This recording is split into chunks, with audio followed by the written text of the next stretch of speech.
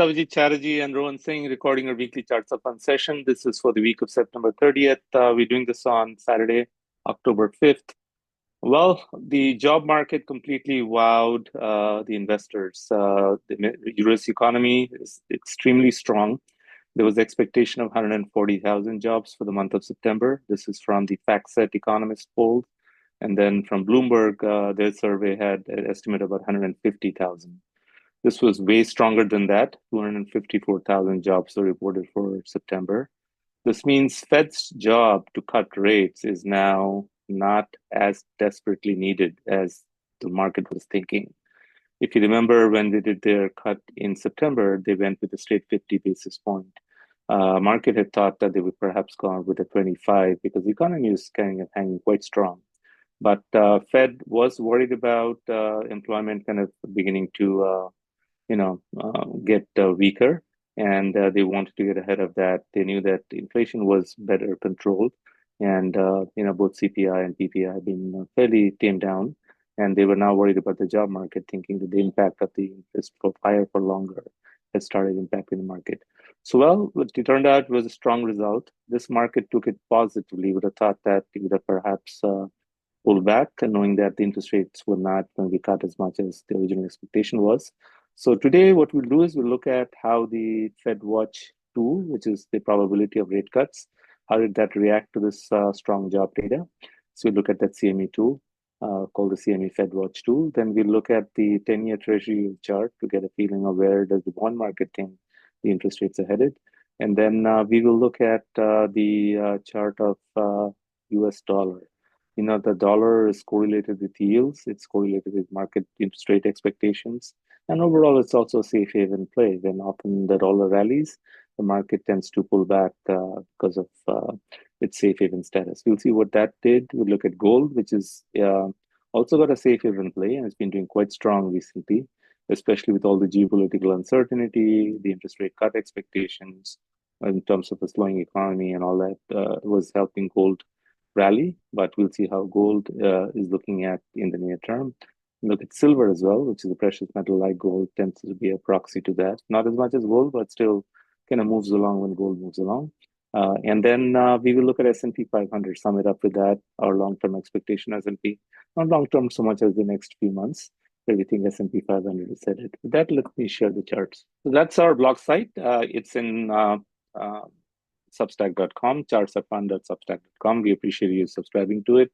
Just share your email and it's for free, and we can share the chart. We typically share charts. It's very technical based blogs. We talk a little bit about some fundamentals, but it mostly leans on technicals. We look at some various chart patterns. So appreciate you subscribing to it. It's free of charge, and you will get our daily blogs. Also, our YouTube channel, it's also called Charts Are Fun.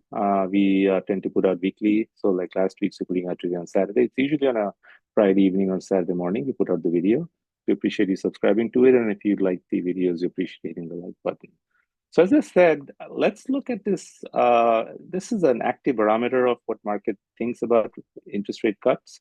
So this is now that we've gone through the September cut, the next meeting coming up in November. And in this case, we can see when there's the decision. The decision is 7th November 2024, right after the election. So as of yesterday, you see this one day, as of not yesterday so much as of Thursday before the job data came out on Friday morning, market was 97% projecting a 25 basis point cut.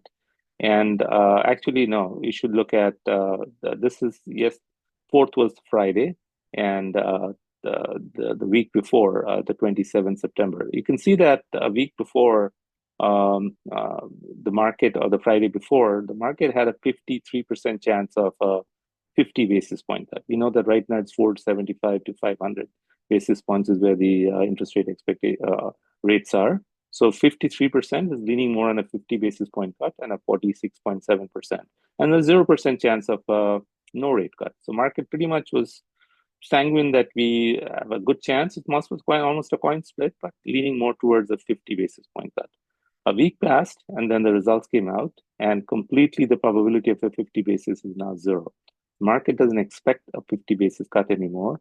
With almost sanguinity of 97%, it thinks 97.4%, it thinks it's likely a 25 basis cut. But look at the expectation for a no rate cut. That is now from 0 gone up to 2.6.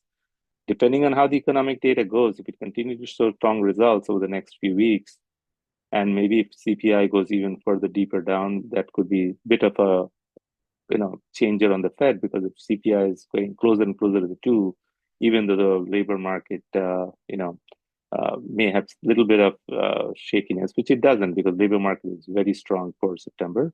They may lean towards not doing a cut at all, but we have to see. Right now, it's 2.6. This may go up a little higher if economy data continues to stay strong, and if maybe geopolitical uncertainties resolve out a bit. At this point, you can see that 50 basis point is ruled out, 0% chance. 25 is what the market is thinking. And then for no rate cut, that's almost 2.6% now. Well, how did the 10-year yield react to it? Well, that's the TNX chart. Here we can see that there's key, previously what was support is now key resistance at 40.38. That's about 4.04%. This is an ascending triangle breakout in the 10-year yield chart, and that from a 36.03 to something around 38.21. This is the level from where it from the ascending triangle and broke out. So 36.03 to 38.21, you're talking about 2.18. At the 2.18 to 38.21, that measures as 40.39, very close to this 40.38. So that's where we see the 10-year yield head to, and that's also reasonable amount of resistance, because you can see a 40.22, 40.38. So that's where we think the 10-year yield is headed. So it's got some more upside in yield, which means key ETF that goes on long-term bond yields is TLT. So you can expect some more downside in TLT if that happens. So correlated to that is the US dollar, and that had a reasonably good move last week. We can see that from somewhere it had tested the 27.93. It was coming down in a declining channel for most of July, right from when the market it started peaking out and pulling back. From late June onwards, we see that the dollar was steadily declining on a declining channel. And then it broke out. It was kind of basing around that declining, slightly above the declining, basing around it for most of September. And then from there, having tested it from above the declining channel, top of the declining channel, from testing it from above, it finally broke higher last week. And that break higher, it was almost anticipating that the economy is doing well. It was almost anticipating that the jobs data was going to be strong. Notice how and in fact, it gapped up on Friday. It gapped up. It's on a steadily increasing trend, 27.93 to that 28.35. It tested that twice, 28.35, and broke above that. It's a bit of a base here. So 27.93 to 28.35, you're talking about 35 plus 742 cents. So 42 cents added to 28.35 is 28.77. And we can see that that's about where we can draw a resistance line from where we have tested in the past when it had gone up. So 28.77 is where we think the dollar is headed. So there's some more upside on that. Now, also often what happens with the dollar is when the dollar weakens, the gold strengthens. So if there is some more upside in the dollar, potentially there could be a little bit of a downside in gold. So what does the gold chart tell us? This, we're going to look at the ETF, GLD. You can see a beautiful cup and handle here with the base of the bottom of the cup at 211.54, the left rim at 225, the right rim at 229. So that's measured about something about, I'm talking about 18. 211 to 229 is 18, and 54 cents to 65 is about 11 cents. So 18.11. Add that to 229.65. So that's 18 to 29 is 247, and 11 plus 65 cents is 76. So 247.76 is the measured target on the cup and handle. It did meet very close to that. 247.37 was the high, the recent high, late September. From there, it's been kind of consolidating in a range-bound movement in this very tight range. But the key thing to be watched is the negative divergence. As it's doing that, RSI is getting weaker. PPO is getting ready for a bearish cross. The black line getting ready to dip below the red line.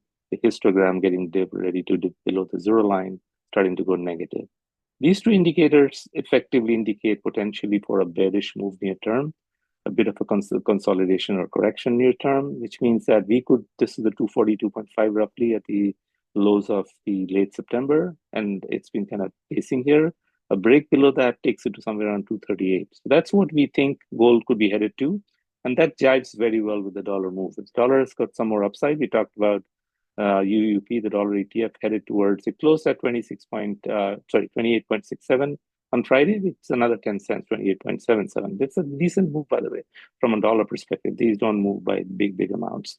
So if the dollar has got more upside, that would correlate with gold having some downside, something for us to watch. Silver, on the other hand, also has a beautiful, actually a very bullish pattern. This, from a near-term chart, is an ascending triangle from 26.5 to 30.55. So that's a 4.05 cents kind of a move. At the 4.05 to 30.55, that gives us 34.6. So that's the measured ascending triangle pattern on silver.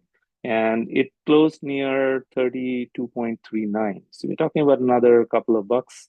2.26 or so is what, actually 2.1. 2.21 is $2.21 is where silver has some more upside left. Now, however, for the bulls would say that, well, you know what, this could be actually a little more deeper cup and handle with the 32.75 as the left brim, 26.5 as the base or the bottom of the cup, the right brim of the cup at 33.22, and then a slight handle or almost like a triangle shape pennant forming. And that breakout, they could argue this is the bigger cup and handle breakout. That measured target is 26.5 to 33.2. That you're talking about roughly 6.52. So 6.52 added to 33.02, you're talking about 39.52. So that's reasonably good upside in silver. So silver chart for silver bulls, this might actually pan out, and that could be bullish for silver. So maybe relatively could outperform the gold and could have some more upside, something to look at. So I said we'll end with the S&P 500 chart. So let's take a look. This one has actually formed a beautiful cup and handle, 56.69, 51.19. It tested 56.51, consolidated a bit, tested 56.69, and then formed the handle, pulling back to 54.02. That was a shallow handle, and then it broke out. So 51.19 to 56.69, you're talking about 550 points. At 550 points to 56.69, that's the measured target of the cup and handle. That measures to 6,219. We know that there have been some bullish analysts who started projecting S&P's target towards 6,000 and higher. Not a lot, but some of them have. And this kind of explains why the bullish chart pattern of the cup and handle projects to a target around that. Now, the thing to be watched at, which bears are watching carefully, is this negative divergence. Yes, we've broken higher. This could be a false breakout. It may not fully pan out. Why? Because of this negative divergence where RSI is not getting any stronger. It's kind of at a lower high from what we saw at the part when it tested 56.69 from the late July timeframe. Much higher RSI in the July timeframe. Now in the September into October timeframe, RSI is at a lower high. This could invalidate though. We could break out higher, RSI could resume strength, and S&P could break above 5,800 and continue a climb. In that case, we could actually convert this into a bullish. The negative divergence would disappear. This PPO cross is also a near-term bearish pattern. The black kind of looking to go below the red. The histogram very close to the going below the zero line. These two are a bit of a bearish pattern on the PPO cross. Negative divergence RSI is a bearish pattern, but the bullish overall cup and handle measures to 62.19, significantly higher from here. We closed near 57.51. So you're talking about easily another 400 or 460 points or so further upside.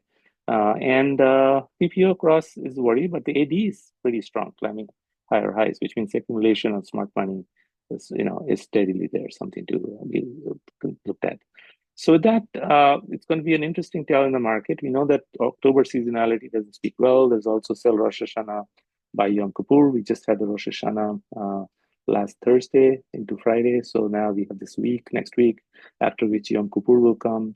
So perhaps we should watch out from seasonality, the adage being Sel Rosh Hashanah by Yom Kippur, means we could get some form of a pullback the next 3 days. We know that the dollar has some upside. Dollar upside usually coincides with the market pullback. But Friday, the market rejoiced. After the jobs data, market didn't quite break down. If any, it actually closed up 0.9% in S&P in a bullish-looking candle. And so there's a possibility that we could look and bears could be completely burnt here, and bulls could continue the bull run, break above the 57.67 high to newer higher highs, and in that case, 62.19 can be ruled out. Interesting week next week. Let's just play it safe, and good luck, everyone. Pleasure sharing our insights, and talk to you next week. Thank you.